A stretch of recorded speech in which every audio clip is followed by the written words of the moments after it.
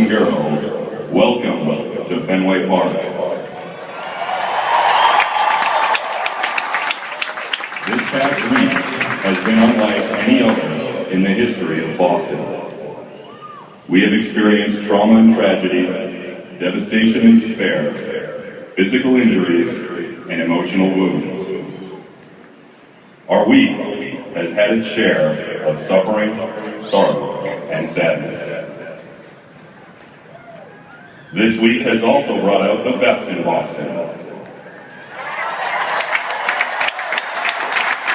Volunteers rushing into the smoke, marathoners running even further to hospitals to give blood, doctors and nurses showing why they are the best in the entire world.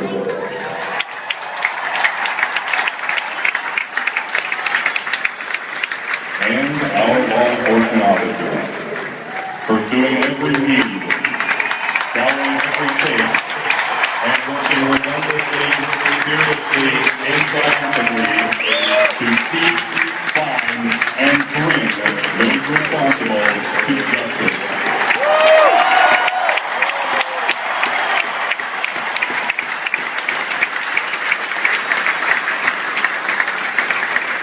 And our governor, our mayor, and our police officers thank you for the way citizens responded, for the contributions they made to the apprehension, and to the way we demonstrated such fierce unity.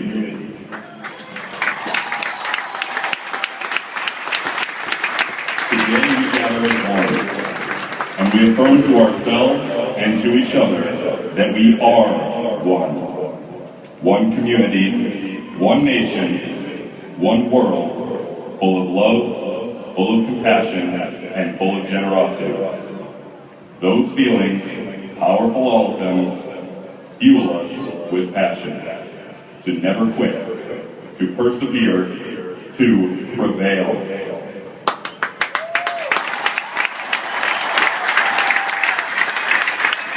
We will run another marathon. Bigger and better than ever. We are one.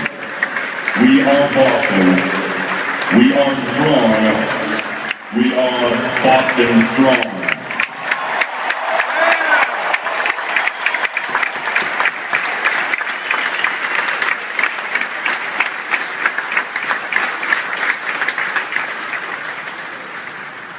As we come together today, we first remember those whom we have lost.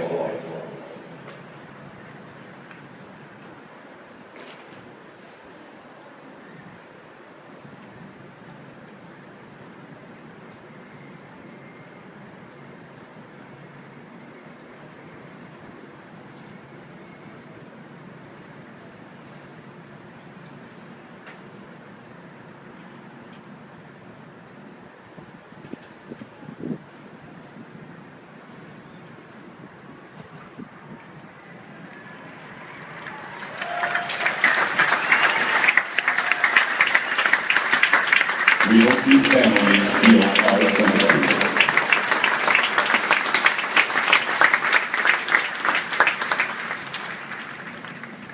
We also want to reciprocate the sentiments that have come to us from across the country and around the world by extending our hearts to our brothers and sisters suffering in the city of West Texas and to the thousands impacted by today's earthquake in China.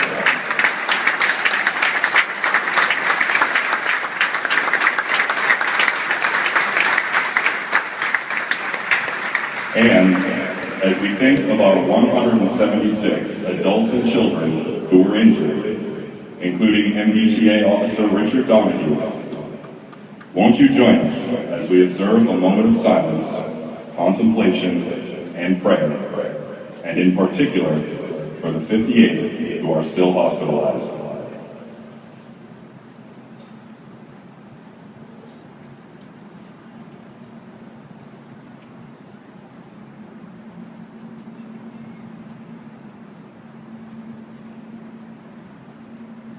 Thank you. We wish each of you a speedy recovery.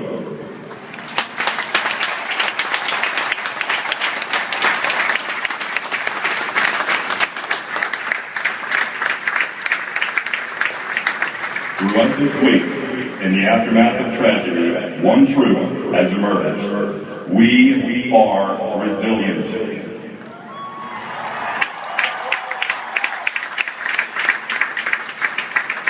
Thursday, our president, our governor, and our mayor urged us to rely on that resilience. For the past 38 hours in particular, that resilience has been on grand display. Law enforcement officers have battled through the dark of night and in the face of danger. Embodying the spirit of our beloved Boston, they have prevailed.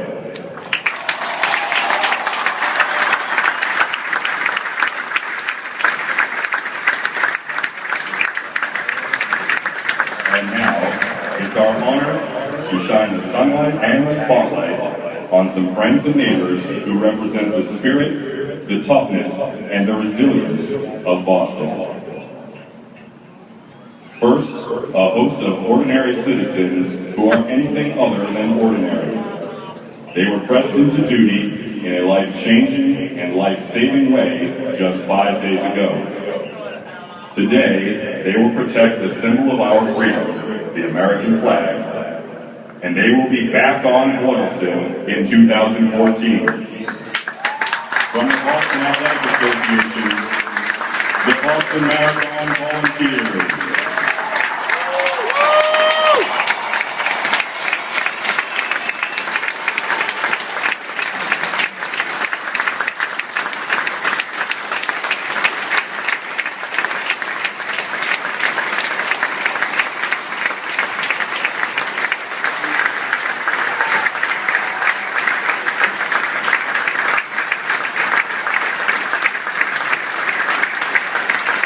And now, some stories that reflect the love and human compassion that we witnessed on Monday.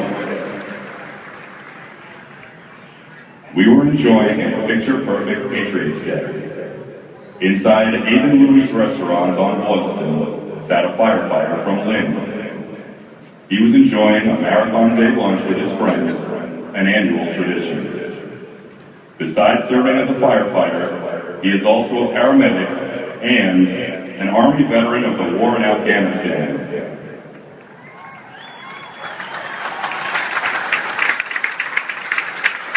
He heard the boom. He jumped to his feet. He sent diners to the kitchen while he headed to the street. He saw a little boy. A belt became a tourniquet. He carried the child to medical personnel and simply saved his life.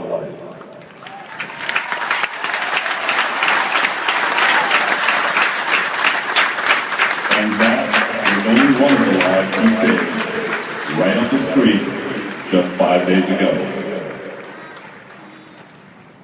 Representing firefighters, paramedics, veterans, and everyday citizens who amid sudden danger chose to rescue others, welcome Matt Patterson.